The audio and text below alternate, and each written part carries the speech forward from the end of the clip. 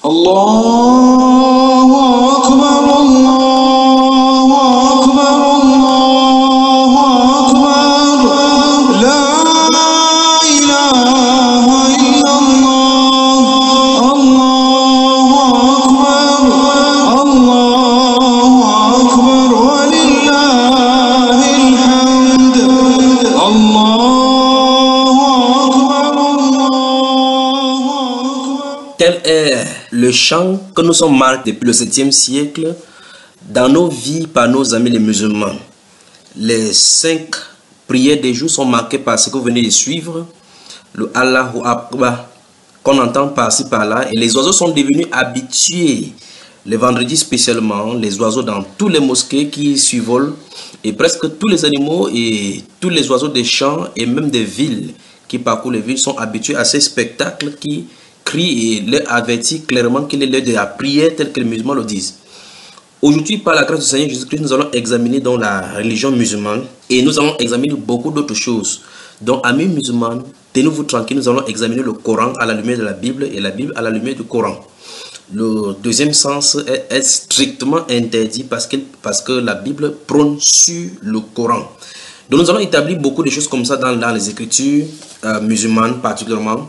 Nous allons nous permettre d'examiner certaines choses du Coran. Par exemple, le Coran ne confirme pas la Bible. Ce sont des sujets que nous allons aborder. Le Coran ne confirme pas la Bible, mais la contredit et la nie. Nous avons beaucoup d'autres choses. L'esprit derrière le Coran est malhonnête. Nous allons parler de la traduction de Jésus, la violence dans le Coran, dans la vie de Mohammed, les crimes et les viols, ainsi de suite. Les musulmans désobéissent au Coran consciemment. L'histoire du Coran ou des Corans. Nous allons examiner beaucoup d'autres sujets comme ça qui seront vraiment intéressants. Alors, d'autres thèmes tels que quelle place occupent les musulmans dans la Bible ou dans le plan de Dieu. Nous allons sortir par là par des merveilleuses prophéties comme ça là dans la Bible pour les musulmans. Mais avant de continuer, je vous laisse déguster cette ponctuation musicale et je reviens tous après.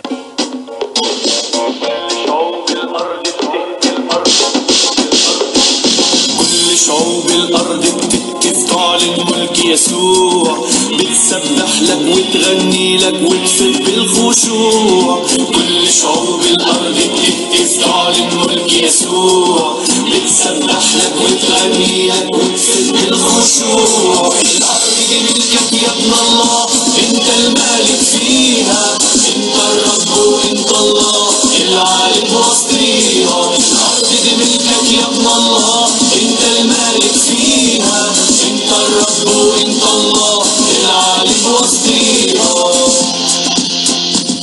شايفينك وانت بتمشي يا رب سلطانك وسطينا وبتعلن ملكك ملك الحب يا منور اراضينا شايفينك وانت بتمشي يا رب سلطانك وسطينا وبتعلن ملكك ملك الحب يا منور اراضينا الارض دي ملكك يا ابن الله انت المالك فيها انت الرب وانت الله العالي وسطيها الارض دي ملكك يا ابن الله انت المالك فيها انت الرب وانت الله العالي وسطيها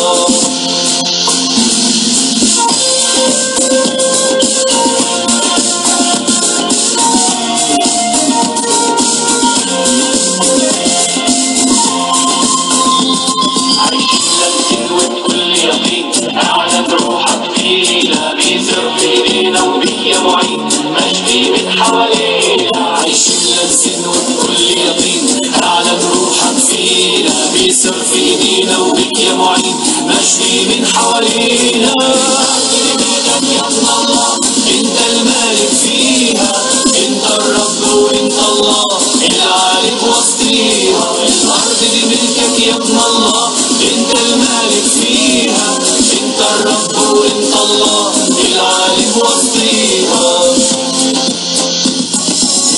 وياك رافعين رايات ووعد غالية ثمينة بالدم الغالي نشوف آيات وصليبك يغنينا ماشيين وياك رافعين رايات ووعد غالية ثمينة بالدم الغالي نشوف آيات وصليبك يغنينا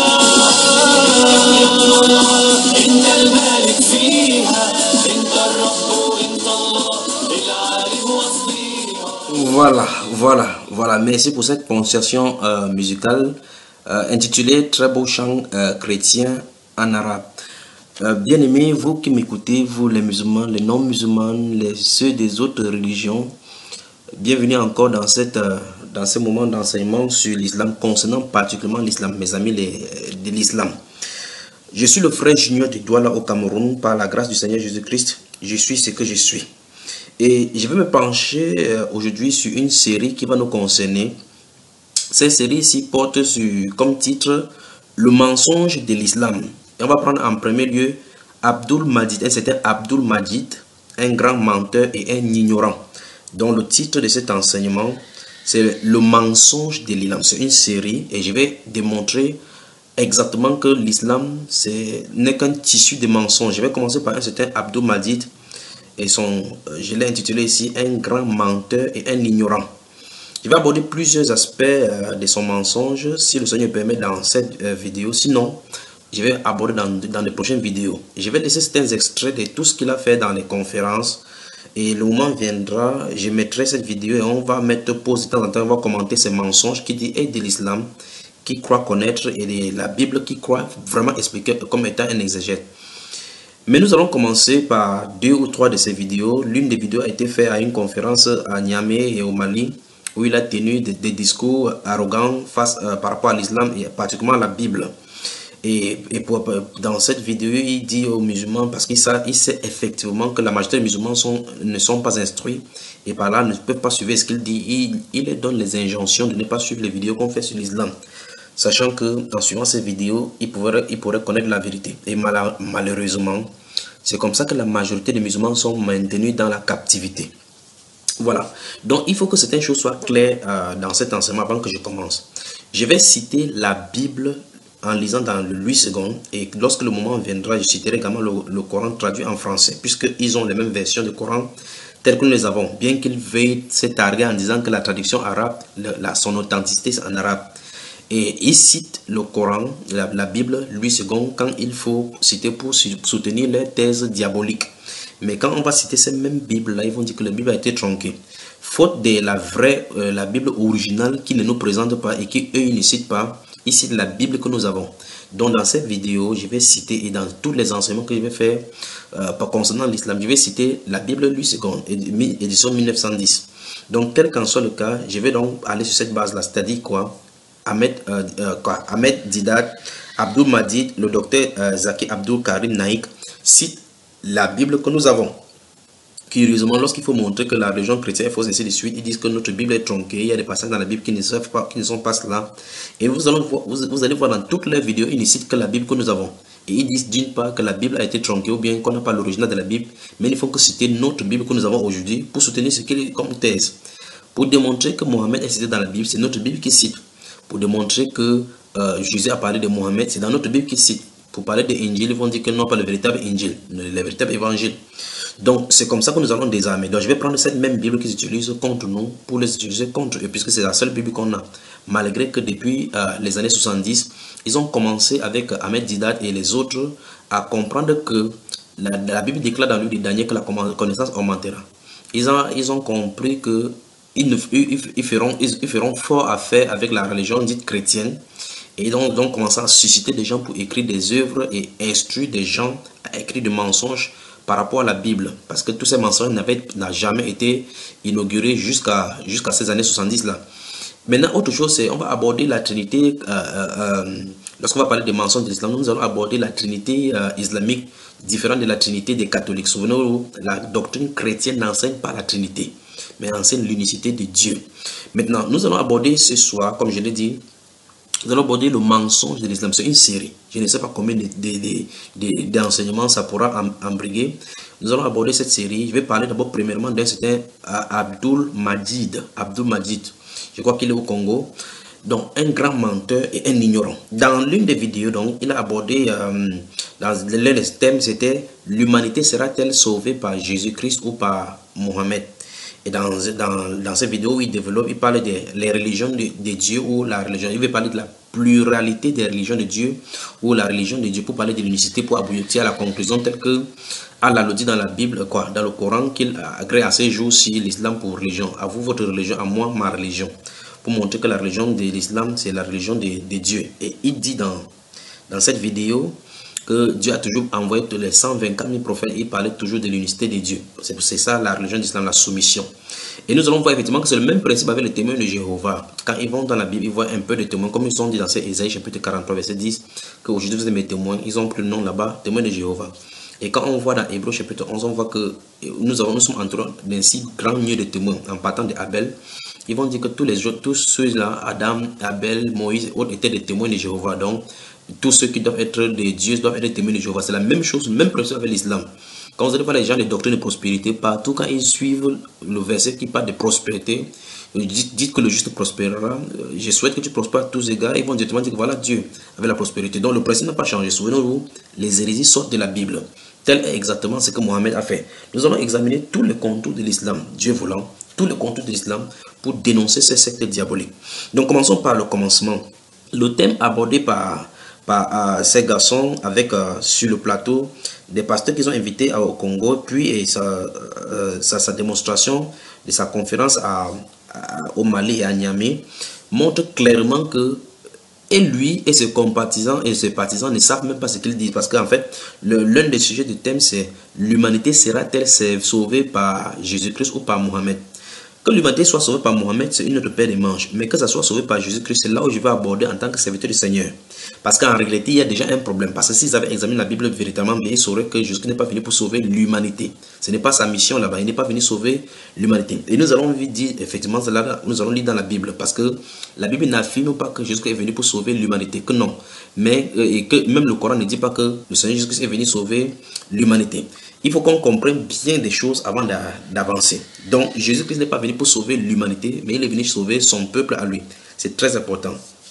Dans l'un des passages favoris, et c'est là où je vais mettre en hors d'état de nuit ces garçons d'Abdou Majid, je vais vous laisser écouter un extrait, les extraits qu'il essaie de démontrer dans la Bible en montrant que Jésus-Christ, il n'y a rien dans la Bible qui avait un caractère universel. Donc, l'une des principales informations qu'il donne, c'est et c'est ce que les musulmans enseignent et en enseignant la fausseté, parce qu'il faut à tout prix qu'ils désarment d'abord la parole du Seigneur et la mission de Jésus-Christ pour pouvoir prôner la religion des musulmans en disant que Mohammed est le sauveur de l'humanité, il est venu parachever, il est le sceau du prophète tel que le Coran le dit. Effectivement, c'est écrit dans le Coran comme ça. Mais examinons donc les mensonges qu'il profère. Nous allons suivre donc quelques mensonges. Je vous laisse le soin de suivre ceci maintenant. Premier extrait. Il m'a fait dire des choses que je n'ai pas dites et j'ai démontré sur base de mes avec des images, à l'appui de la que lui ne pourra pas contredire jusqu'à la fin des temps. Parce que moi les images on peut pas, les images ne trompent pas. C'est ça. Donc c'est pour vous dire, dès le départ, ils ont fondé leur argumentaire sur des mensonges. C'est pourquoi ils avaient peur qu'on définisse les sauveurs. Dans un débat comme celui-là, il faut, je pense que la meilleure des choses serait de commencer par connaître d'abord les désignants. Lorsqu'on vous dit qu'il faut définir les sauveurs, vous refusez. Parce qu'ils savaient très bien que si on définit rien que la définition nous montrera que dans le Coran, il y a des versets qui contiennent le sens du sauveur et qui a été appliqué à Mohammed. Donc c'est un faux débat, parce que, et non, je vous promets, parce que ici je les mets au défi. Parce qu'ils aiment les défis, ils disent qu'ils relèvent les défis, alors qu'ils n'ont pas le poids de relever les défis. Moi, je suis capable, par la grâce de Dieu, de leur montrer, démontrer le caractère universel de la mission de Mohammed dans la Bible. Dans la Bible, c'est moi. La Bible elle-même présente Mohammed comme étant le sauveur de toute l'humanité. Bon, mais et ça c'est un défi. On ne va pas prendre le taureau par les cornes à leur place. On se dit que dans la Bible, c'est un défi lancé à tous les pasteurs de Brazzaville. Je dis dans la Bible, pas dans le Coran. Docteur, on vous aime bien. Que Dieu soit loué. Voilà. Moi, je ne suis pas à Brazzaville, je suis à Douala au Cameroun, Abdou Majid. Donc, comme tu as lancé le défi au pasteur, j'en fais partie. Je suis serviteur du Seigneur Jésus-Christ. Et tu as dit, tu vas montrer au travers de la Bible que la Bible parle du caractère universel de Mohammed. Je connais tous ces mensonges, je vais venir là-dessus pour montrer. Je vais prendre tous les versets bibliques que Ahmed déjà et tous vos conseils. Vous avez écrit avec le docteur Zaki, tel que tu as dit dans Niamey, qui a mémorisé le Coran, mémorisé la Bible et les écrits hindous, et qui est l'un des connaisseurs de ces temps-ci. La Bible déclare que Dieu prend les sages dans leur ruse. Donc la folie de ce monde, c'est la sagesse de ce monde, c'est folie pour Dieu. Nous revenons dans les propos d'Abdou Majid. Il va montrer dans la Bible que Mohammed a un caractère universel de sauveur. Maintenant, suivons notre extrait pour voir effectivement qu'ils disent clairement que Jésus n'est pas n'est pas le sauveur de toute l'humanité, que Jésus a été envoyé seulement au peuple juif suivant. Ils disent que bon voilà, il a parlé du monde. Mais je dis mon frère, vous savez, dans l'art de l'exégèse, lorsqu'un messager de Dieu dit, je n'ai été envoyé qu'au brebis perdu de la maison d'Israël, tous les autres versets doivent être interprétés à la lumière de cet passage. Et quand je lis le glossaire de la Bible, on nous dit dans la Bible, lorsque le mot monde est utilisé, il a trois sens. Cosmos, humanité tout entière, et ceux qui vivent dans le péché. Or, nous savons que Dieu, parlant de Jésus, a dit dans Matthieu 2,6, il élèvera un chef qui est l'autre Jésus, pour sauver Israël, son peuple. Et le même Paul qui a cité, le même Pierre qui l'a cité, dans Acte 14, 4, 12. Mais lisez le contexte. Pierre est en train de s'adresser aux enfants d'Israël, il ne s'adresse pas à toute l'humanité. Il parle aux enfants, restituer les choses dans le contexte. Et c'est le même Pierre qui dira dans Acte des Apôtres, chapitre 5, verset 31, il dit quoi? Dieu l'a élevé par sa droite comme prince et sauveur pour donner à Israël la repentance et le pardon du péché. Prince et sauveur pour Israël, c'est pas pour toute l'humanité. Acte des Apôtres, chapitre 13, verset 23. Acte des Apôtres, chapitre 13, verset 23. Verset 23. Oui. La Bible dit, avant sa venue, Jean avait prêché le baptême de repentance à tout le peuple d'Israël. 23. L'Israël. C'est de la postérité de David que Dieu a suscité. C'est de la postérité de David que Dieu a suscité Jésus-Christ. Regarde ici. La postérité de David et Dieu a suscité Jésus-Christ comme sauveur pour Israël. C'est pas pour toute l'humanité. C'est pourquoi Jésus a interdit à ses apôtres d'aller vers les païens. Dans Matthieu chapitre 10, versets 6 à 7, il dit, n'allez pas chez les païens, n'allez pas chez les Samaritains, allez plutôt chercher le brebis perdu de la maison d'Israël. Est-ce que vous comprenez? Donc c'est clair, nous disons, lorsque le Coran présente Mohammed comme étant celui que Dieu a envoyé pour tirer l'humanité tout entière des ténèbres spirituelles à la lumière parfaite. Mohammed lui-même déclare, de ce fait qu'il est le sauveur. Mohammed lui-même dit, contrairement aux messagers de Dieu qui m'ont précédé, j'ai été envoyé à la totalité des êtres humains et j'ai cru la prophétie. Après moi, il n'y a pas de prophète. Regardez ce qu'ils ont dit. Ils ont dit, vous avez parlé de Mohammed qui a été présenté. Voilà. Donc, vous voyez effectivement que, comme j'ai dit tout à l'heure, ici, la Bible que nous avons aujourd'hui, il a cité Matthieu, Actes des Apôtres, c'est que cela nous donne le droit d'y entrer. Et vous allez effectivement voir que la subtilité de Satan, c'est toujours comme ça, c'est sorti non seulement les versets hors de ce contexte, mais de couper pour dire ce qui nous intéresse. Ce qui montre clairement que Abdou Mahdi, puisque j'ai parlé de son ignorance, un grand menteur, montre clairement que, il trompe les musulmans et tous ceux qui l'écoutent en pensant qu'il est un grand docteur, un grand savant musulman, comme il a appris la science musulmane.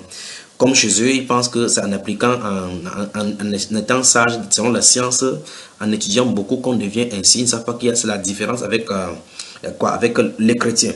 Donc maintenant, voici, on va aborder sur quelques points maintenant. Premier point, il cite la Bible que nous avons. Je crois qu'il faut que ce soit clair parce qu'il veut citer la Bible que nous avons, qu'il a cité. Les versets qu'il a cités, et nous allons examiner beaucoup de choses là-bas. La deuxième chose, c'est que il cite ces versets dans le contexte et il est limite parce qu'il est ignorant. Voilà pourquoi donc je dis donc qu'il est ignorant. Pourquoi il est ignorant? Parce qu'en réalité, il ne comprend pas et il n'a jamais compris. Et c'est ça le problème avec les musulmans. Ils n'ont jamais compris la double mission du Seigneur Jésus-Christ. Nous allons alors aller dans la Bible et nous allons aborder ces points-là. Nous allons examiner que les prophéties relatives à la venue du Seigneur Jésus-Christ sont en double sens. Non seulement en double sens, mais nous allons montrer que Jésus avait double mission sur la terre. La première venue du Seigneur Jésus-Christ, je ne vais pas compliquer la vie aux musulmans en expliquant l'enlèvement et autres là, parce que ce n'est pas pour eux. Il faut qu'ils viennent d'abord dans le corps de Christ, appeler l'église avant de comprendre cela.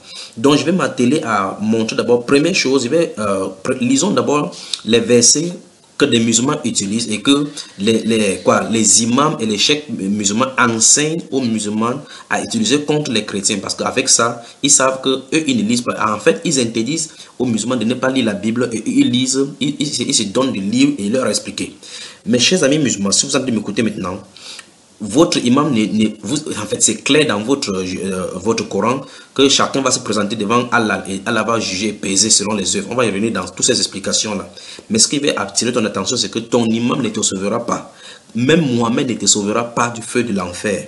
Il ne te fera pas non plus entrer au paradis. Toi seul, tu dois vérifier pour le salut de ton âme si ce que ton imam et ton cheikh t'enseignent est la vérité.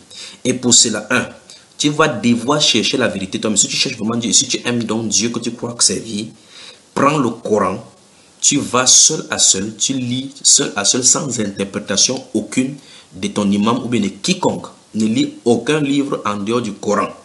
Puis tu fais la même chose avec la Bible, ne lis aucun livre en dehors de la Bible. Ne suis même pas les enseignements chrétiens, ne suis pas ce que ton imam va te dire concernant la Bible, ni même pas ce que le pasteur va te dire. Lis par toi-même, parce que la Bible déclare que Dieu se révèle à ceux qui le cherchent. Si tu le cherches de tout ton cœur et tu l'aimes, il se laissera trouver. C'est Dieu qui se révèle, ce n'est pas un homme qui va t'enseigner qui est Dieu. Il faut qu'il se fasse connaître à toi. Parle-lui secrètement, discrètement et sincèrement que Seigneur, si tu es du côté de l'islam, montre-toi. Si tu es du côté des chrétiens, montre-toi. Parce qu'en réalité, ces deux livres-là enseignent des choses totalement contraires. C'est pour ça que ces débats ou bien ces réunions qu'on fait autour de la table en disant que nous serons le même Dieu, nous allons voir tous ces aspects-là du communisme-là. Que c'est les histoires, c'est l'hypocrisie. Et tous s'asseyant sur la table, priant les dieux différents. Ils savent qu'ils prient des dieux différents. Parce que les doctrines chrétiennes et musulmanes sont inconciliables. On ne peut pas les réconcilier à deux. Ce n'est pas possible parce qu'ils vont dans des sens opposés, totalement opposés. Je vais établir cela sur chacune des doctrines. Chacune des choses que prône l'islam est contraire à ce que la Bible prône et ce que la Bible prône est contraire à ce que l'islam prône. Je m'en limite au cas de l'islam. Par rapport aux Juifs, nous allons revenir par rapport à la Torah et autres. Maintenant, je vais donc commencer par la lecture des versets donc, que les imams enseignent à aux fidèles musulmans qui ne lisent ni le Coran ni la Bible et qui viennent seulement assister à la mosquée. Beaucoup d'entre eux, même l'arabe, ne savent pas lire, ils ne savent pas lire le Coran, ils ne savent pas lire, ils récitent ce qu'on leur a demandé de réciter. Parce qu'on pense que mémoriser le Coran et réciter le Coran leur donne accès au paradis. Donc, je vais prendre comme ça 4 ou 5 versets qu'ils utilisent contre les chrétiens. Et nous allons lire et comprendre cela pour montrer effectivement que Abdul Majid est un ignorant, non seulement un ignorant, mais un grand menteur. Pourquoi grand menteur? Parce qu'il a l'art de pouvoir tourner le verset pour convaincre. Et il convainc effectivement comme ça parce qu'il est un peu, il est lucide, il est rapide, comme on dit en anglais, he's very smart. Alors il peut manipuler les consciences. Commençons par Matthieu chapitre 10 dont il a lu maintenant. Matthieu. Donc si vous venez de me prendre là, je suis en train de parler de cette série sur le mensonge de l'islam, de première partie, Abdul Majid, un grand menteur et un ignorant. Matthieu chapitre 10. Matthieu chapitre 10, nous voyons ici le Seigneur Jésus-Christ choisissant d'autres disciples et les envoyant 2 à 2 dans les villages. Commençons à partir du verset 1. J'ai pris que le Seigneur Jésus-Christ puisse me donner de parler vraiment doucement afin que vous me saisissiez. Donc, beaucoup d'autres enseignements, vous pouvez les retrouver sur la chaîne Bamba Iba. Vous allez sur YouTube, vous tapez Bamba Iba, ça va vous donner beaucoup d'autres enseignements. Et les débats que j'en ai eu avec des musulmans, vous pouvez voir dans cette série-là. Bamba Iba, ou bien vous tapez sur www.reveille-toi.besaba.com. Besaba s'écrit B-E-S-A-B-A.com. Vous pouvez me contacter, je ne suis pas caché, vous pouvez me contacter au Cameroun au plus 237 6 94 01 94 40. Je recommence encore le numéro de téléphone 6 94 01 94 40 ou bien le 6 75 87 41 21. Mon Skype c'est Junior. Mon Skype c'est Junior. Junior c'est J-U-N-H-I-O-R-S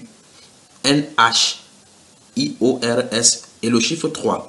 Je serai très ravi de vous recevoir dans mon Skype et que nous allons partager. De la même façon, vous pouvez envoyer un email à Junior. Junior c'est JUNIORS@yahoo.fr. Envoyez vos questions, je serai content de vous répondre. Il y a des documents, si vous voulez des documents, j'invite ainsi les pasteurs, les évangélistes et les chrétiens dans le monde entier, particulièrement ceux du Canada, l'Arabie Saoudite, le Pakistan, qui voudraient avoir des choses, des enseignements et des travaux avec moi par rapport aux musulmans et la raison musulmane. Je suis prêt à distribuer tout ce que le Seigneur a mis à ma connaissance pour les enfants, ces enfants qui se trouvent partout, dans toutes les couches. Maintenant, j'attends donc vos appels, vos commentaires. Et vous, dans cette vidéo, vous avez le libre arbitre de réagir sur Bamba Iba. Donc maintenant, allons dans le livre de Matthieu chapitre 10, verset 1. La Bible déclare, puis ayant appelé ses 12 disciples, il leur donna le pouvoir de chasser les esprits impurs et de guérir toute maladie et toute infirmité. Voici les noms des 12 apôtres. Le premier, Simon. Bon, sautons cela donc, du verset 2 jusqu'au verset suivant, jusqu'au verset 4. On parle donc de ces 12-là. Maintenant, verset 5 dit, tels sont les 12 que Jésus envoya après leur avoir donné les instructions suivantes. Écoutez très bien. N'allez pas vers les païens et n'entrez pas dans les villes des Samaritains. Allez plutôt vers les brebis perdues de la maison d'Israël. Donc voilà le verset 6 tel que c'est dit. Et nous voyons effectivement, vous ne pouvez pas nier, c'est l'Écriture qui le dit. Il dit, n'allez pas vers les païens et n'entrez pas dans les villes des Samaritains. Allez plutôt vers les brebis perdues de la maison d'Israël. Vous avez suivi Abdul Majid citer ces passages-là. Ahmed Didat le cite plusieurs fois. Lui, il est déjà mort, donc nous allons seulement prendre cette vidéo et exploiter, puisque celui-ci dit dans cette vidéo de la conférence là que Ahmed Didat était l'un des grands et Zaki l'a remplacé comme successeur. Nous allons nous exposer un à un que ce sont des grands maîtres que Satan a envoyés pour détourner les musulmans. Mais amis musulmans, vous avez une responsabilité de vérifier tout d'après Dieu et aller devant Dieu. Si ça vous dépasse, déposez les 2 livres de côté, priez Dieu. Il peut se révéler sans ces 2 livres-là. Et il va vous envoyer dans le livre qu'il aura choisi. Mais priez sincèrement. Si vous écoutez seulement votre pasteur, vous pourrez aller en enfer. Vous écoutez seulement vos imams, vous pouvez aller en enfer. Parce qu'ils peuvent être des trompeurs. Mais si Dieu vous parle, il se révélera vraiment. Si vous le cherchez de tout votre cœur, il se révélera en vous. Alors dans Matthieu chapitre 15, avant de commencer là-dessus, souvenez-vous, Jésus a dit donc dans Matthieu chapitre 10, verset 6, n'allez pas vers les païens, mais allez vers les brebis égarées de l'enfant d'Israël. Matthieu chapitre 15 maintenant. Matthieu, le chapitre 15. Permettez-moi de trouver Matthieu dans ma Bible. Matthieu, le chapitre 15. Matthieu, le chapitre 15. Nous allons y revenir. Nous allons y revenir tout au long. Tout au long. Je vais vraiment doucement parce que je veux que vous preniez le temps à lire la Bible. Moi, j'ai lu le Coran entièrement. J'ai lu la Bible également entièrement. Et par la grâce de Dieu, il m'a montré où se trouve de quel côté se trouve la vérité. Donc, Matthieu chapitre 15, je vais lire les versets 21 à 28. Matthieu chapitre 15, versets 21 à 28. Jésus étant parti de là, se retira dans le territoire de Tyr et de Sidon. Et voici, une femme cananéenne qui venait de ces contrées lui cria: aie pitié de moi, Seigneur, fils de David. Ma fille est cruellement tourmentée par le démon. Il ne lui répondit pas un mot, et ses disciples s'approchaient et lui dirent avec instance: renvoie-la car elle crie derrière nous. Il répondit: je n'ai été envoyé qu'aux brebis perdues de la maison d'Israël. Mais elle vint se prosterner devant lui, disant: Seigneur, secours-moi. Il répondit: il n'est pas bien de prendre le pain des enfants et de le jeter aux petits chiens. Oui, Seigneur, dit-elle, mais les petits chiens mangent les miettes qui tombent de la table de leur maître. Alors Jésus lui dit: femme, ta foi est grande, qu'il te soit fait comme tu veux. Et à l'heure même, sa fille fut guérie. Donc voici l'un des passages également que les musulmans utilisent pour dénaturer parce qu'ils ne connaissent pas tous les musulmans. Je prends l'un des grands maîtres ici, Abdul Majid, qui est un grand menteur. Nous allons établir effectivement et expliquer. Il faut qu'on explique à ceux qui nous écoutent maintenant avec les passages bibliques pour montrer pourquoi le Seigneur Jésus disait ainsi. Allons dans le livre de Luc chapitre 19. Luc, maintenant, le chapitre 19. Souvenez-vous, je vais revenir sur tous ces passages. Je vais les lire seulement. Je vais seulement montrer les passages qu'ils utilisent.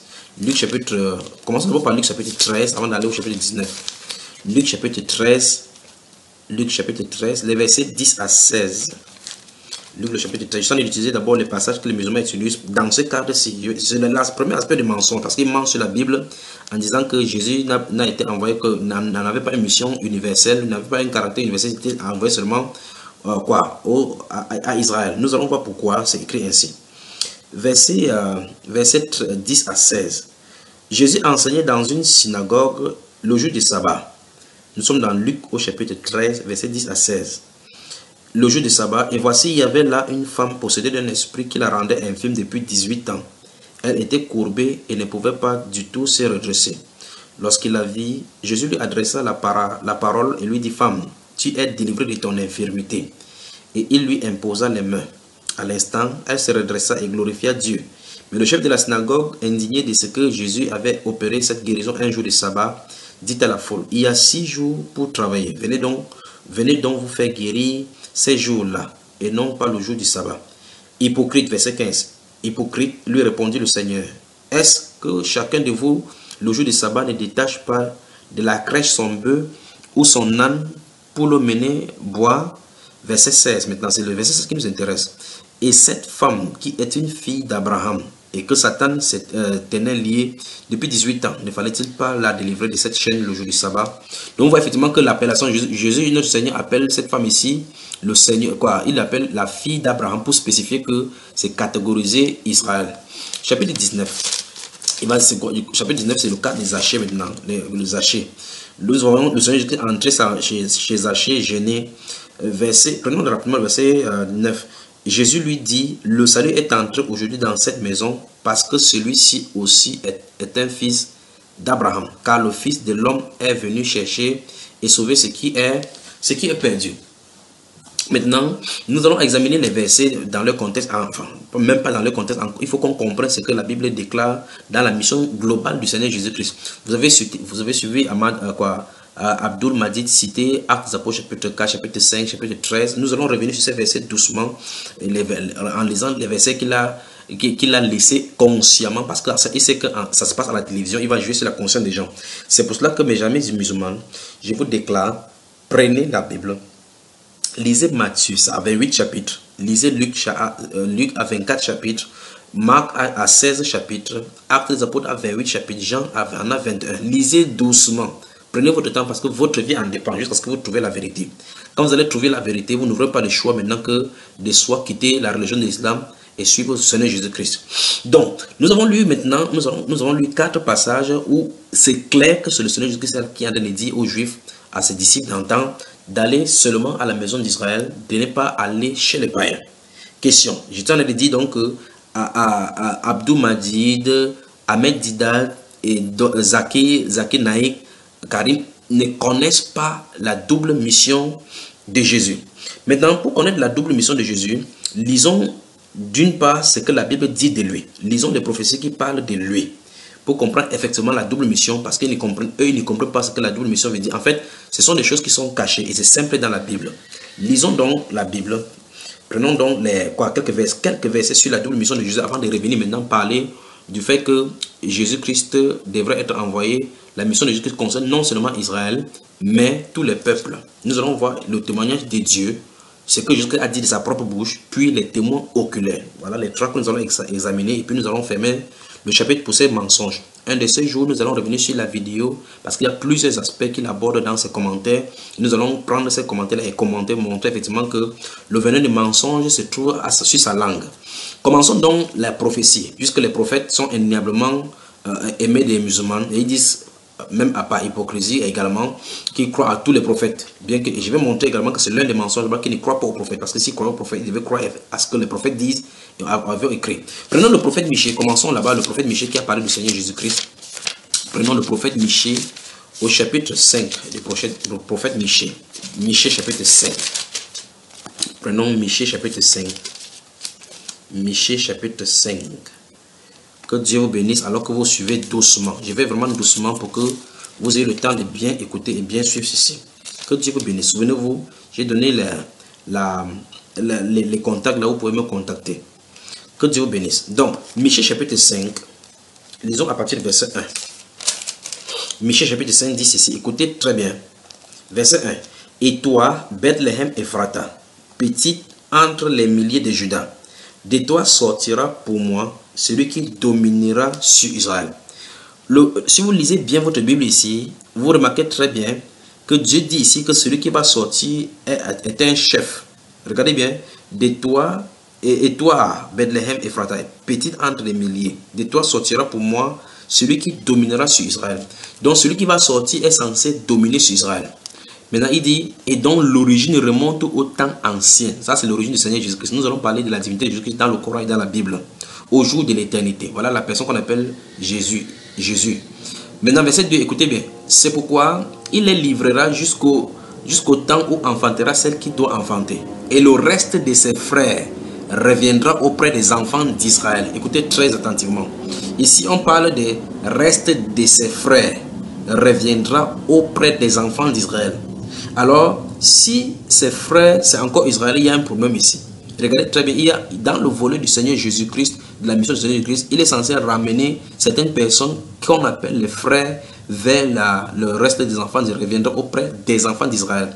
Donc les enfants d'Israël sont déjà le peuple de Dieu, comme le Coran lui-même l'affirme, dans la genouillée, au chapitre, Surat 45, verset 16, qu'est-ce que le Coran dit? Le Coran dit que nous avons effectivement apporté aux fils d'Israël le livre, la sagesse, la prophétie et leur avons attribué de bonnes choses. Et il a ces versets-là de Sourate la Genouillère au verset 16 dit, nous les avons privilégiés sur les autres humains. On va revenir sur la restauration d'Israël et le pourquoi les musulmans haïssent Israël totalement comme ça. C'est né d'Ésaü et de quoi dans la Bible. Nous allons voir toutes ces prophéties et ce qui est prévu par rapport à cela.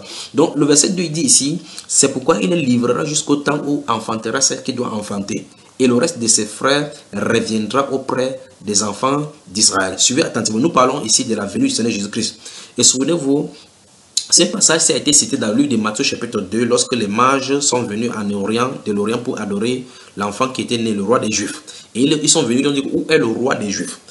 Quand il est mort, Pilate, enfin, sous réserve que vous admettez qu'il est mort, je vais également établir dans un autre enseignement que d'après le Coran et les enseignements islamiques, Jésus-Christ est mort, effectivement, est crucifié et ressuscité. Sinon, c'est une ambiguïté, un tissu de mensonge dans votre religion. Donc, ici, la Bible déclare donc, verset 3, écoutez très attentivement, de Michée chapitre 5, il se présentera et il gouvernera avec la force de l'Éternel. Nous parlons de la même personne. Avec la majesté du nom de l'Éternel, son Dieu. Et ils auront une demeure assurée car il sera glorifié jusqu'aux extrémités de la terre. C'est lui qui ramènera la paix lorsque l'Assyrie viendra dans notre pays et qui pénétrera dans nos palais. Nous ferons lever contre lui 7 pasteurs et 8 princes du peuple. Nous voyons effectivement que de Michée chapitre 5 verset 1 à 5, une partie seulement de sa mission est accomplie. Parce que la Bible déclare dans Matthieu chapitre 2 que lorsque les mages sont partis prenant une autre voie, Hérode a envoyé réunir les scribes pour demander est-ce que c'est vrai ce qu'on dit. Il a dit oui, car Michée a dit, le prophète a dit que de toi sortira un chef qui portera mon peuple. 1. Jésus-Christ n'a jamais gouverné à Jérusalem quand il est venu. 2. Il n'a pas fait revenir ses enfants régner à Jérusalem comme gouverneur et jusqu'aux extrémités de la terre. Il n'a pas fait le temps que toute la terre le connaisse comme il se doit dans ces versets. Donc nous voyons effectivement qu'il y a un premier volet qui est caché. Il doit faire quelque chose. Et un deuxième volet qui va venir pour régner en Israël. Donc nous voyons effectivement qu'au verset 3 ici, il est dit, il se présentera et il gouvernera avec la force de l'Éternel, avec la majesté du nom de l'Éternel, son Dieu. Et on dit donc qu'ils auront une demeure assurée. Donc nous voyons effectivement que Jésus-Christ a 2 missions. Prenons Actes des Apôtres chapitre 1 rapidement pour voir cela. Regardez quelque chose. Lorsqu'il est mort, effectivement, il ressuscité, puisque ces garçons ont utilisé Actes des Apôtres, donc je peux l'utiliser également. Dans Actes des Apôtres, s'il a au chapitre 4, chapitre 5, ça se pose qu'il a admis qu'au chapitre 1, c'est également inspiré de là. Donc je prends ces mêmes livres. Regardez. Dans Actes des Apôtres, chapitre 1, les disciples vont se réunir quand Jésus est ressuscité. Quand il est ressuscité, ils vont lui poser une question. Lisons à partir du verset 4. Comme il s'est trouvé avec eux, il leur recommanda de ne pas s'éloigner de Jérusalem, mais d'attendre ce que le Père avait promis, ce que je vous ai annoncé, leur dit-il. Car Jean a baptisé d'eau, mais vous, dans peu de jours, vous serez baptisés du Saint-Esprit. Je vais également expliquer le Saint-Esprit coranique, le Saint-Esprit de la Bible dans un autre enseignement. C'est pour ça qu'ils fuient ce genre de versets, parce qu'ils savent qu'en lisant comme ça, on va savoir que l'ange qui est venu présenter ces fables-là à Mohammed n'était pas le Saint-Esprit. Maintenant, écoutez le verset 6. Alors les apôtres réunis lui demandaient, Seigneur, est-ce en ce temps que tu rétabliras le royaume d'Israël? Nous venons de lire effectivement dans le livre de Michée qu'il va rétablir le royaume d'Israël, il va gouverner là-bas. Donc les disciples, effectivement, mais mon cher Abdou m'a dit, écoute très bien, toi et tes acolytes là, comme tu ne comprenais pas le pourquoi Jésus envoie ses disciples chez les Juifs, il faut comprendre qu'il a une première mission d'abord, de réunir d'abord les enfants d'Israël. C'est pour ça qu'il parle des enfants d'Israël. Il a une première mission, il va le faire. Et dans son plan, Israël est censé le rejeter parce que quand il était dans l'esprit, si tu lis Ésaïe chapitre 6, il avait envoyé Michel, le prophète Ésaïe, aller aveugler Israël. C'est un défi même plus certains chrétiens aujourd'hui qui ne parviennent pas à comprendre ces principes-là. Il y a le mystère de l'aveuglement d'Israël. Donc si vous ne comprenez pas, posez des questions, je vais vous les répondre doucement et vous expliquer ces volets-là doucement.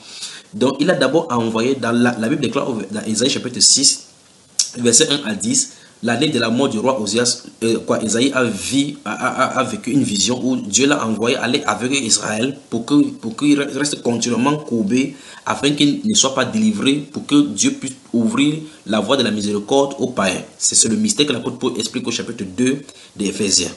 Donc, Israël est le peuple de Dieu choisi tel que le Coran au chapitre 45 verset 16 lui-même l'affirme qu'il l'a privilégié sur les autres humains. Et je vais venir sur l'enseignement islamique par rapport à Israël. Et je vais montrer effectivement, et c'est pourquoi dans le Coran, ça ne se trouve nulle part Jérusalem dans le Coran. Parce que je vais vous montrer pourquoi la haine est sur Jérusalem. Parce que c'est la vie du grand roi. Donc, il y a un premier volet où le Seigneur Jésus-Christ va venir, qui était censé venir. Et Israël devrait le rejeter. C'est le mystère donc du rejet d'Israël par rapport à son Messie. Parce que toutes les prophéties d'Israël qui étaient écrites là-dessus devaient dire clairement qu'il devait le mépriser. Isaïe 53 le dit. Nous allons y venir si le Seigneur le permet. Donc écoutez très attentivement. Abdou m'a dit, et toi et tes acolytes et tes gens que tu trompes pour amener en enfer. Écoutez très attentivement. Le Seigneur Jésus-Christ dit ici aux Juifs, enfin les apôtres qui étaient réunis à côté du Seigneur Jésus-Christ dans ces Actes des Apôtres chapitre 1, lui posent la question, est-ce en ces temps que tu rétablis le royaume d'Israël? Pourquoi? Ils avaient marché avec lui durant presque 3 ans, aux environs de 3 ans. Ils ont constaté que Jésus n'allait pas à Jérusalem pour prendre la place du roi Hérode pour régner à Jérusalem. Ils ont constaté effectivement que des événements étaient arrivés. Ils s'attendaient à ce que ce soit Jésus qui vienne chasser les Romains et établir la justice sur la terre, tel que c'est écrit dans Isaïe 60 à 66. Ils ne voyaient pas nulle part quoi que ça à quoi arriver. Et ils sont en train de parler, Jésus le Seigneur est en train de donner la dernière parole pour quitter la scène. Alors ils sont donc étonnés, ils demandent au Seigneur Jésus-Christ, mais attends, qu'est-ce en ce temps c'est que tu rétablis le royaume d'Israël? Qu'est-ce que Jésus-Christ va leur dire? Il va leur dire au verset suivant, verset 7, il leur répondit, ce n'est pas à vous de connaître les temps ou les moments que le Père a fixé de sa propre autorité. Donc nous comprenons effectivement que le Père a fixé cette chose de sa propre autorité. Jésus a accompli une première partie de ces choses-là. Il y a un temps donc pour le rétablissement du royaume d'Israël. Donc je vais revenir sur ça dans un autre enseignement. Je vais parler de la restauration totale des Juifs. Quel qu'en soit le mépris que vous lui faites, vous êtes au nombreux autour du peuple d'Israël. Vous ne pouvez pas les menacer, vous ne pouvez pas le tuer. D'abord, la guerre de Yom Kippour de 1967 vous a donné des leçons. Les voilà, vous ne pouvez pas le bouger parce que Dieu l'a sémé. C'est une plante de l'Éternel, c'est la vie de l'Éternel, il veille. Il a dit clairement qu'il a mis des veilles là-bas, des veilleurs là-bas. Vous ne pouvez pas faire quoi que ce soit contre Israël, quel qu'en soit ce que vous êtes. Réunissez-vous tout le monde entier, y compris les États-Unis, avec votre bombe nucléaire. Vous ne pouvez pas faire quoi que ce soit. Ça, c'est ainsi parle le Seigneur. Donc vous ne pouvez pas faire quoi que ce soit contre Israël. Donc, les Juifs s'attendaient donc que Jésus, le Seigneur Jésus-Christ, va s'asseoir dans le temple des Juifs. Donc on s'attendait à ce que c'est lui qui entre comme le roi des Juifs. Puisque quand il entrait même à Jérusalem, on a dit Hosanna au fils de David. Béni soit celui qui vient au nom du Dieu d'Israël. On s'attendait donc qu'il vienne s'asseoir sur la chaise de David. Parce qu'en réalité, en tant que fils de David, il est roi. Donc voilà pourquoi donc ce mystère-là est caché entre vos yeux. Comprenez donc ceci, je répète. Jésus a une première mission. La première mission de Jésus-Christ n'est pas pour sauver les Juifs, écoutez très attentivement, mais c'est pour exercer l'œuvre du salut de l'humanité. Je vais y revenir. Maintenant, les Juifs donc, des apôtres, ce sont les apôtres, la question des apôtres qui nous montre clairement ici qu'ils comprenaient que quelque chose n'allait pas. Parce que l'heure de leur mission, Jésus les a envoyés d'aller vers les brebis égarées des enfants d'Israël. C'est pour proclamer aux captifs de Sion que leur Messie est venu pour leur témoigner la bonté du salut du haut. Maintenant, ici, il pose la question, alors les apôtres, verset 6 de Actes chapitre 1. Alors les apôtres réunis lui demandaient, Seigneur, est-ce en ce temps que tu rétabliras du royaume d'Israël? Mais c'est quand même curieux. S'il devait rétablir le royaume d'Israël, il devait voir la restauration totale. Comme Michel le dit, on a vu clairement qu'il va se présenter, il va gouverner. Or, Jésus ne s'est pas présenté, il n'a pas gouverné. Devant Pilate, il a dit clairement que mon royaume n'est pas de ce monde. Car si son royaume avait été de ce monde, il ne se serait pas laissé livrer entre ses mains. Maintenant, écoutez très attentivement. Lisons encore le livre de Luc. Luc. J'ai parlé là en première partie de la mission du Seigneur Jésus. Luc chapitre 24, dans le dernier chapitre de Luc. Je pense que c'est les paroles de Jésus là. Luc chapitre 24. Lisons le verset 13 à 21. Écoutez très attentivement encore pour que vous saisissiez ce que je viens de dire. Luc chapitre 24. Ici, il s'agit de la crucifixion et de la résurrection du Seigneur Jésus-Christ. Que vous l'admettez ou non, je lis dans la Bible que vous lisez. Si vous ne croyez pas à la résurrection, c'est votre problème. Mais je vais lire quand même ce qui est écrit. La Bible déclare dans Luc au chapitre 24, le verset 13 à 21. Et le verset 21 nous intéresse particulièrement. Écoutez très attentivement. Et voici ce même jour, 2 disciples allaient à un village nommé Emmaüs, éloigné de Jérusalem de 60 stades. Et ils s'entretenaient de tout ce qui s'était passé. Pendant qu'ils parlaient et discutaient, Jésus s'approcha et fit route avec eux. Mais leurs yeux étaient empêchés de le reconnaître, exactement comme chez Abdou Madjim et les musulmans. Mais leurs yeux étaient empêchés de le connaître. Vous voyez effectivement que si Dieu ne vous révèle pas cela, vous pouvez marcher avec lui sans le connaître. Et tu vas déployer tes connaissances, déployer ton débat, montrer aux gens que tu connais, mais que tu ne connais absolument, et mourir aller en enfer. Maintenant, suivez attentivement ici. Regardez attentivement, verset 17. Il leur dit, de quoi vous entretenez-vous en marchant, pour que vous soyez tout tristes? Verset 18. L'un d'eux, nommé Cléopas, lui répondit, es-tu le seul qui, séjournant à Jérusalem, ne sache pas ce qui est arrivé ces jours-ci? Verset 19. Quoi? Leur dit-il. Et il lui répondit, ce qui est arrivé au sujet de Jésus de Nazareth, qui était un prophète puissant en œuvre et en parole devant Dieu et devant tout le peuple. Verset 20. Et comment les principaux sacrificateurs et nos magistrats l'ont livré pour le faire condamner à mort et l'ont crucifié. Verset 21, c'est le verset 21 qui nous intéresse par rapport au thème que nous sommes venus de voir. Nous espérions que ce serait lui qui délivrerait Israël, mais avec tout cela, voici le troisième jour que ces choses se sont passées. Verset 22, il est vrai que quelques femmes sont fait retenir en s'étant rendues au grand matin au sépulcre. Donc nous regardons encore le verset 21 de Luc chapitre 24. Nous espérions que ce serait lui qui délivrerait Israël. Mais avec tout cela, voici le troisième jour que ces choses se sont passées. Donc nous voyons effectivement que tous les disciples, nous avons vu dans Actes chapitre 1 verset 6. Maintenant, nous voyons dans Luc chapitre 24, verset 21, que les disciples disent que nous espérons que ce serait lui qui devait résoudre le problème du peuple. Vous voyez, comme il a dit dans Luc chapitre 24, où la parole montre clairement que les Juifs connaissaient effectivement que Jésus-Christ devait venir faire ces choses-là, mais c'était voilé à leurs yeux. C'est ça qu'on appelle le mystère de la chute d'Israël, de l'aveuglement d'Israël, parce qu'ils ne comprenaient pas le mystère de sa première venue. Regardez, voilà pourquoi certains juifs jusqu'à aujourd'hui rejettent, ne croient même pas à Jésus, parce que c'est voilà à leurs yeux. Il dit, verset 21, nous espérions que ce serait lui qui délivrerait Israël. Donc, ils sont en train de voir effectivement qu'Israël n'a pas été délivré, puisque les Romains sont encore là, Pilate est encore là, Hérode est encore là.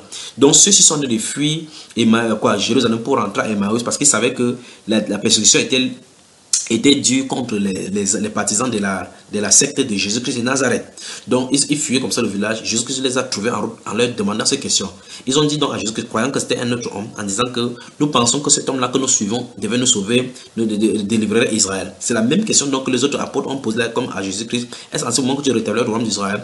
Donc, les Juifs attendent la restauration d'Israël. Il y en a plein de prophéties, au moins 500 qui parlent de cette restauration là dans le livre des prophètes. Et Jésus-Christ n'a pas dit qu'il n'est pas censé avoir de restauration. Il a dit que ce n'est pas à vous de connaître des temps ou des moments où Dieu, le Père a fixé de sa propre autorité. Donc Jésus-Christ a répondu qu'il y a des moments, il y a un moment précis que Dieu va restaurer Israël. Or, quand vous lisez effectivement dans la prophétie de Michée, vous voyez effectivement qu'il devait sortir d'Ephrata, à Bethléem, et il devait gouverner. Il est effectivement sorti de Bethléem, mais il n'a pas gouverné en Israël. Alors, mystère. Qu'est-ce qu'il est venu faire puisqu'il n'a pas gouverné? La prophétie dit que et toi, Ephrata, Bethléem, tu n'es pas cette des mains de Judas. De toi sortira pour moi celui qui dominera sur Israël. Il n'a pas dominé sur Israël. Pourtant, le voilà qui est venu. Il est mort, il est ressuscité, il est allé au ciel s'asseoir. Qu'est-ce qu'il était censé faire? C'est effectivement ça. Donc, mes chers musulmans, Jésus-Christ de Nazareth, qui est né dans la Vierge Marie sous Ponce Pilate, avait double mission. L'une des premières missions, donc, c'était pour mourir pour l'humanité. Voilà donc le mystère. Si vous ne compreniez pas, comprenez maintenant. Donc, quand ce garçon-là dit, lit Matthieu chapitre 10, je ne vous en veux pas parce que le voile est sur vous. Si vous comprenez effectivement ces petites choses de la Bible, vous comprendrez effectivement qui est ce grand homme-là, ce grand personnage qu'on appelle le Seigneur Jésus-Christ. Alors, vous comprendrez directement le pourquoi de sa mission. Voilà pourquoi donc sa mission donc, implique donc le salut de ses brebis à lui. Le salut de ses brebis. Il n'était pas venu seulement pour Israël. Parce qu'Israël était un type de choix de Dieu pour montrer effectivement que c'est lui qui choisit. Dans Ésaïe, dans Psaume dans le chapitre 65 des Psaumes, au verset 5, il dit que heureux celui que tu choisis, que tu admets en ta présence. Ce n'est pas toi qui te choisis, Dieu, mon cher ami, c'est lui qui t'a choisi. Donc, de la même façon, il a choisi Israël. Comme tu as dit, comme votre Coran dit au chapitre 45, verset 16, qui c'était là que nous avons privilégié, nous les avons privilégiés sur les autres humains. Pourquoi Dieu a privilégié Israël? Il est Dieu. Tu ne peux pas dire autrement. Dieu n'a jamais dit ne pas qu'il a privilégié les autres peuples. Il a privilégié, c'est vous-même dans votre Coran qui dites cela. Donc, nous voyons effectivement que le Seigneur Jésus-Christ avait une première mission avant de venir gouverner en Israël. Souvenez-vous de cela, la prophétie dit clairement qu'il doit sortir de Bethléem. Il est effectivement sorti de Bethléem, mais il n'a pas gouverné jusqu'aux extrémités de la terre, comme on a dit là.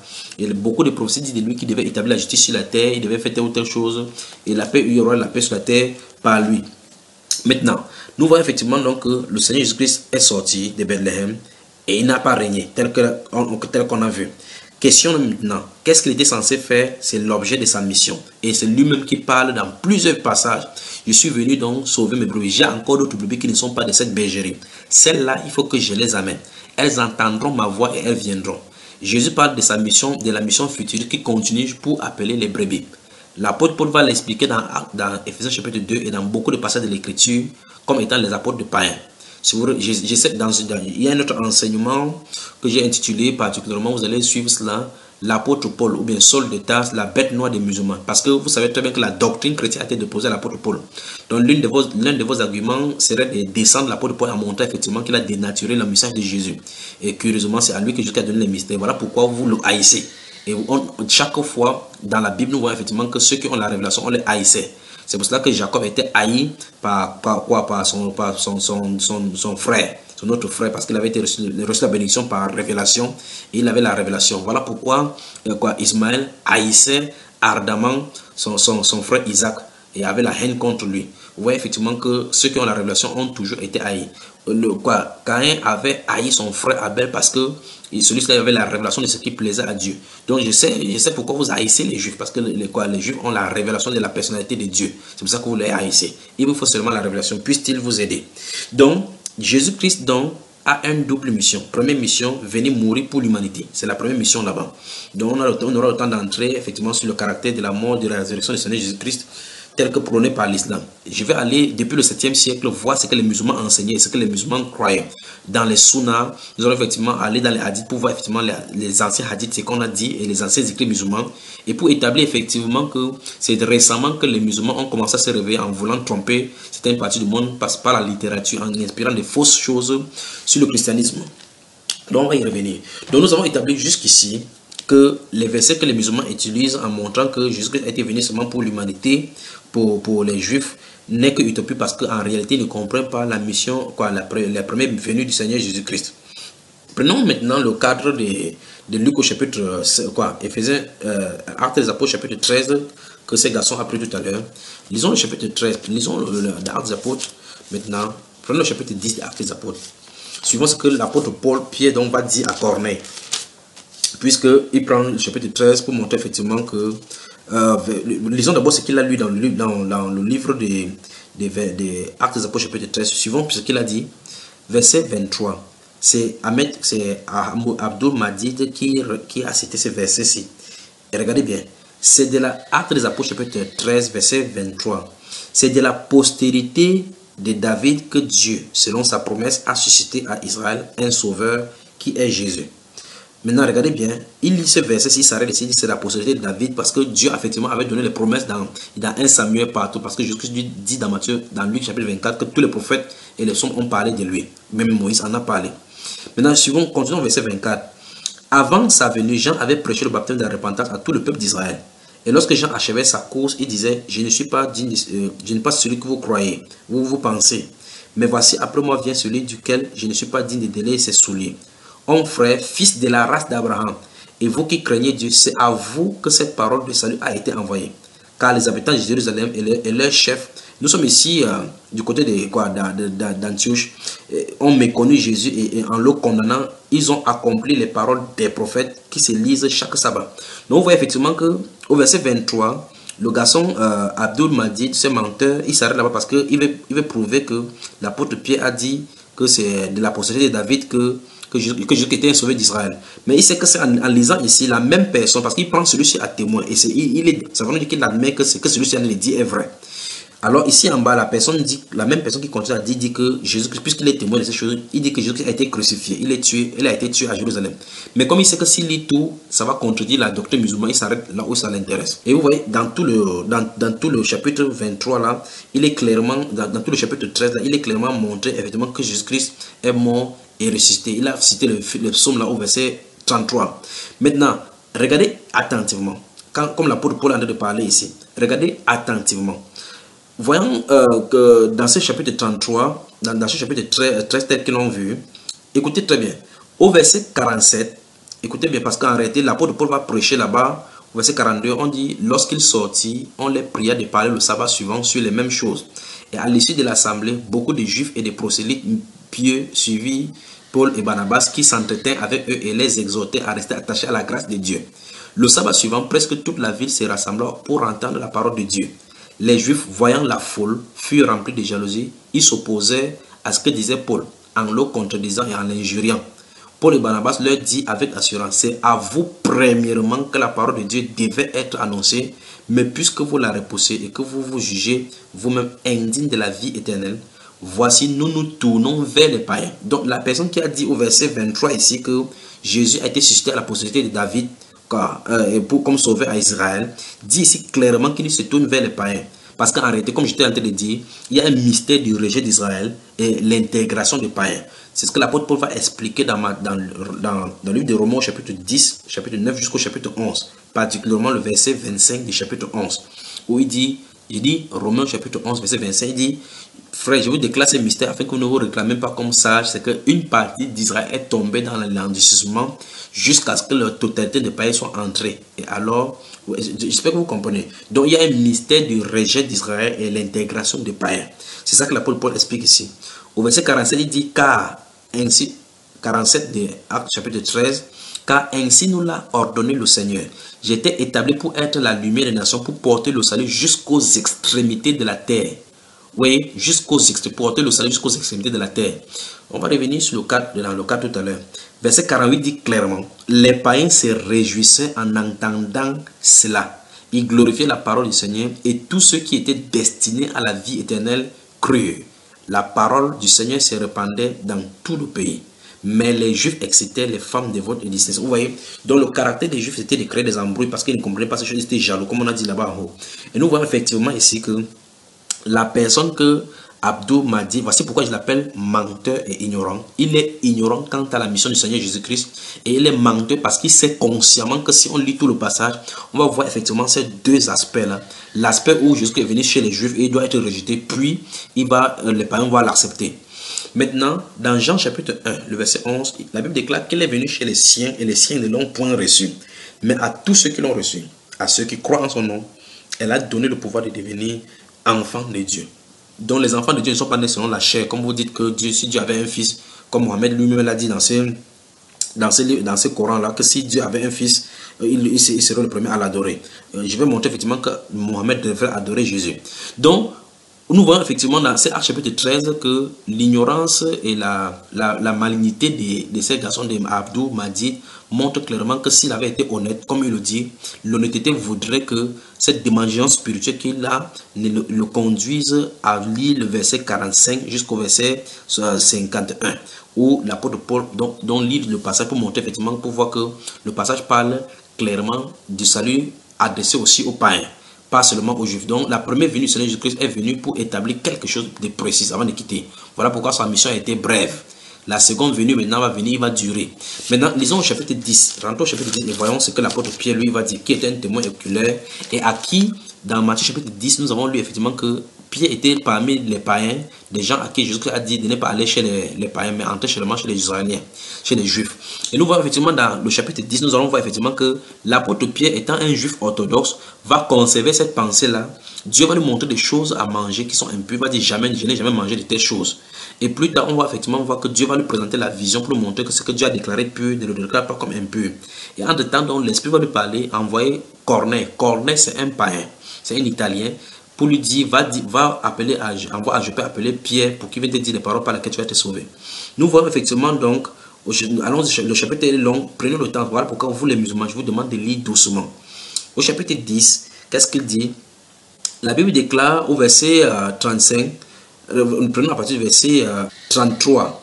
Aussitôt j'ai envoyé vers toi, juste dans Actes des Apôtres chapitre 10, verset 33 et suivant. Aussitôt j'ai envoyé vers toi et tu as bien fait de venir. Maintenant, donc, nous sommes tous devant Dieu pour entendre tout ce que le Seigneur t'a ordonné de nous dire. Alors Pierre, ouvrant la bouche, dit, en vérité, je reconnais que Dieu ne fait point exception de personne. Mais quand toute nation, écoutez très bien, Abdou Madid était acolyte, mais quand toute nation, celui qui le craint et qui pratique la justice lui est agréable. Il a envoyé la parole aux fils d'Israël en leur annonçant la paix par Jésus-Christ qui est le Seigneur de tous. Il n'est pas le Seigneur d'Israël. Maintenant, regardez verset 37. Vous savez ce qui est arrivé dans toute la Judée après avoir commencé en Galilée à la suite du baptême que Jean a prêché. Vous savez comment Dieu a oint du Saint-Esprit et de force Jésus de Nazareth qui allait de lieu en lieu, faisant du bien et guérissant tous ceux qui étaient sous l'emprise du diable, car Dieu était avec lui. Nous sommes témoins. Voilà les personnes qui sont oculaires. Tu viens en 2015, plus de 2001 pour essayer d'établir qu'eux, ils n'avaient pas raison. Et tu manigances le satanisme. L'apôtre Pierre dit que nous sommes témoins de tout ce qu'il a fait dans le pays des Juifs et à Jérusalem. Ils l'ont tué. C'est l'apôtre Pierre qui parle, le témoin oculaire. Ils l'ont tué en le pendant au bois. Verset 40. Dieu l'a ressuscité le 3e jour et il a permis qu'il apparût. C'est l'apôtre Pierre qui dit qu'il a permis que Dieu a permis qu'il apparût, non à tout le peuple, mais aux témoins choisis d'avance par Dieu. À nous qui avons mangé et bu avec lui après qu'il fut ressuscité des morts. Nous voyons effectivement ça dans le livre de Jean au chapitre 21. Donc que tu l'admets ou pas, que vous ne l'admettez ou pas, le témoin oculaire, nous allons venir sur la résurrection, la mort et la résurrection de Jésus-Christ. Nous allons voir effectivement qu'il est effectivement mort, il est effectivement ressuscité. Et dans le Coran, et dans la Bible. Donc voyons, l'apôtre Pierre présente ici qu'il a parlé comme ça au païen. Souviens-toi, il est entré chez le païen. Il s'est déplacé de Jopé à Césarée pour plus de 100 km pour aller chez un païen pour prêcher. Et même dans ce chapitre-ci, les Juifs au chapitre 11 vont lui reprocher qu'il est entré chez le païen, il a mangé avec eux. Donc les Juifs orthodoxes n'avaient pas de collaboration avec effectivement les païens. Mais il y avait un mystère dans l'évangile, dans la réconciliation. C'est pour ça qu'on parle le ministère de la réconciliation dans 2 Corinthiens chapitre 5 verset 18 à 20. Où Dieu a donné le ministère de la réconciliation, la paix par le sang du Seigneur Jésus-Christ. Donc, verset 42. Et Jésus nous a ordonné de prêcher au peuple et d'attester que c'est lui qui a été établi par Dieu, juge des vivants et les morts. Et là, les musulmans et l'enseignement musulman est clair que c'est Jésus qui va juger les vivants et les morts. Je vous en conjure de trouver refuge en lui. Il est avocat, il est le grand juge. Maintenant, verset 43. Tous les prophètes rendent de lui le témoignage que quiconque croit en lui reçoit par son nom le pardon des péchés. La religion musulmane enseigne qu'il y a 124 000 prophètes. Ça, c'est leur problème. Ils disent qu'ils ont fait tous la même mission. C'est encore une autre paire de manches. Mais l'apôtre Pierre dit ici que tous les prophètes rendent de lui le témoignage. Ça veut dire que tous les prophètes qui ont prophétisé avant Jésus-Christ prophétisaient Jésus. Rendent de lui le témoignage. Donc ce sont les témoins. Ils pointent Jésus. Chaque prophète qui est venu avant Jésus-Christ pointe Jésus. Et leur mission, c'est ceci. C'est de dire que celui qui est devenu qu'on appelle Jésus, là, celui qui va croire en lui, quiconque croit en lui, reçoit par son nom le pardon des péchés. Écoutez très attentivement. Donc Abdou m'a dit, tu as besoin du pardon de tes péchés par Jésus-Christ, notre Seigneur. Vous qui écoutez maintenant, vous qui m'écoutez maintenant, vous les imams qui connaissez que c'est la vérité et vous avez peur de la violence qu'on va vous faire parce que vous avez quitté votre religion, vous avez apostasié. N'ayez pas peur parce que votre âme est en jeu. Jésus-Christ notre Seigneur, tous les prophètes, vous connaissez, vous dites que vous croyez aux prophètes. Tous les prophètes, et Jésus lui-même va dire que si vous croyez Moïse, vous croirez aussi en moi parce que c'est que Moïse a écrit à mon sujet. Donc la Bible déclare ici que tous les prophètes rendent de lui le témoignage. Lui est mis pour le Seigneur Jésus-Christ, le témoignage que quiconque croit en lui reçoit par son nom le pardon des péchés. C'est ce qui est écrit. Maintenant la Bible déclare comme Pierre prononçait ces paroles, le Saint-Esprit est descendu sur tous ceux qui écoutaient la parole. C'était des non-juifs. Et il est entré là-bas, il a prêché. Pourtant, dans Matthieu chapitre 10, verset 1 à 10, Jésus avait dit d'en ne pas aller vers les païens. C'est Jésus qui va dire plus tard dans l'esprit, par l'esprit, qu'entre va envoyer à Jopé appeler Pierre pour qu'il vous dise la parole par laquelle vous devez être sauvé. Donc mon cher Abdou m'a dit, tu es un menteur, tu es ignorant de la Bible et tu crois servir la Bible. Donc voilà donc le premier volet. Je voulais d'abord premièrement établir que 1. Jésus-Christ a un double caractère dans son ministère. 2. Son ministère ne s'étendait pas seulement sur les Juifs, mais sur tout le peuple que Dieu s'est choisi, et chez les Juifs et chez les non-Juifs. Je ne dis pas le caractère universel. C'est pour ça que votre débat sur la télévision n'est que utopie. Ce n'est qu'une tissu de mensonges et parce que vous êtes tous ignorants.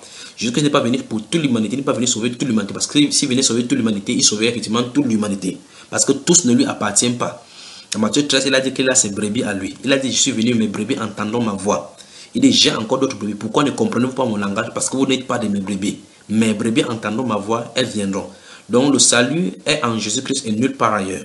La Bible déclare dans Actes chapitre 3, nous avons lu au verset 48, que ceux qui étaient destinés parmi les païens, ceux qui étaient destinés à la vie éternelle, crurent.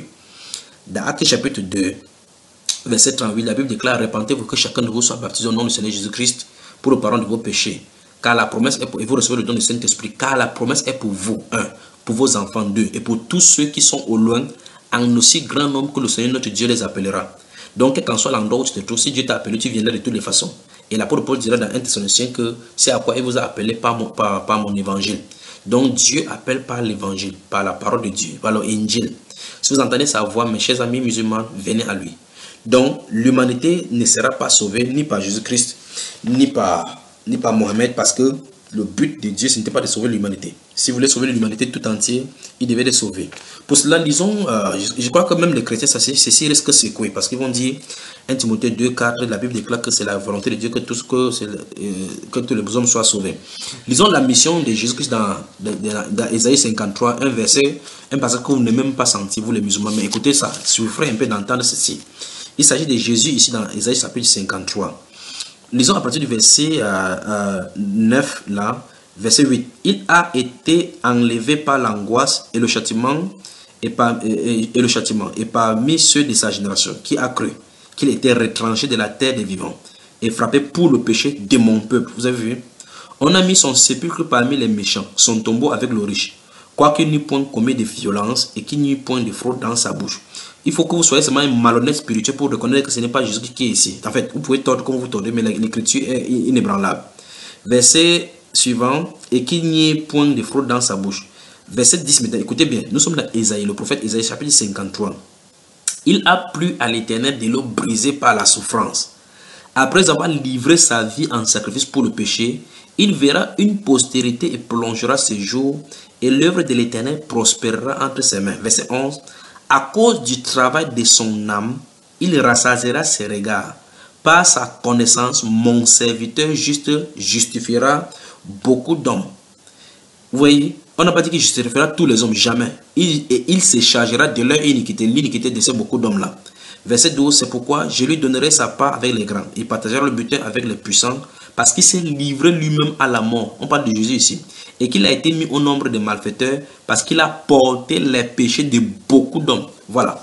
Donc c'est écrit là-bas beaucoup d'hommes. Ce n'est pas pour tout le monde, c'est pour ses brebis à lui. Il a dit donc, mes brebis entendront ma voix et viendront.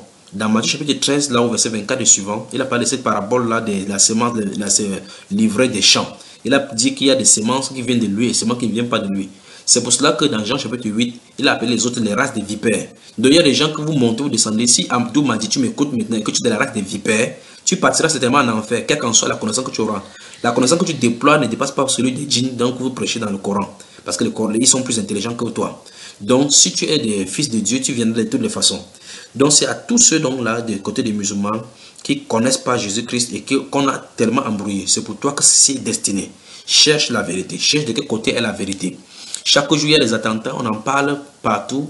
Et on va y revenir dans tout cela, dans un autre enseignement où je vais enseigner sur le fait que les musulmans désobéissent consciemment le Coran et montrer effectivement que Allah et l'auteur du Coran, de la Bible, ne sont pas les mêmes personnes. Nous allons examiner toutes ces choses-là.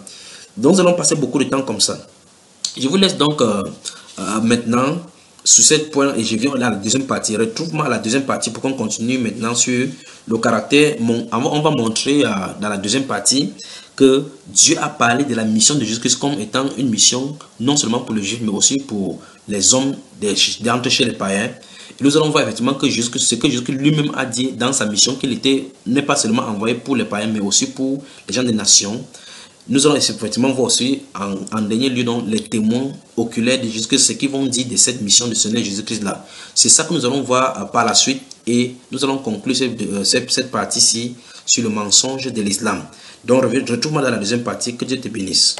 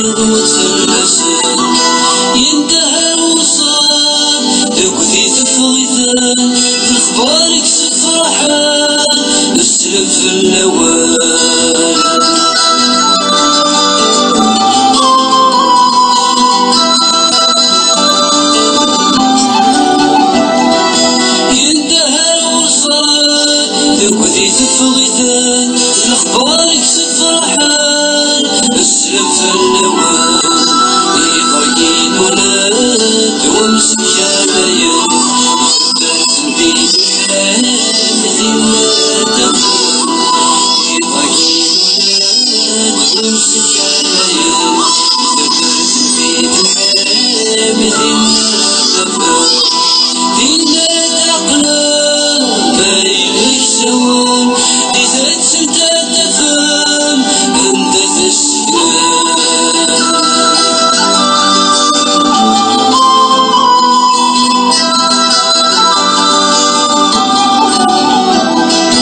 دينا تعقلا ما يليش سوان إذا تسمت تفهم أنت تسكنان كيدي صوبان الدروسان بفتك وتحميد الدين الغالية بلايا كيدي صوبان الدروسان بفتك وتحميد الدين الغالية العظيم الشاير كان زمان ذهنا ويدي وسام والقعاسك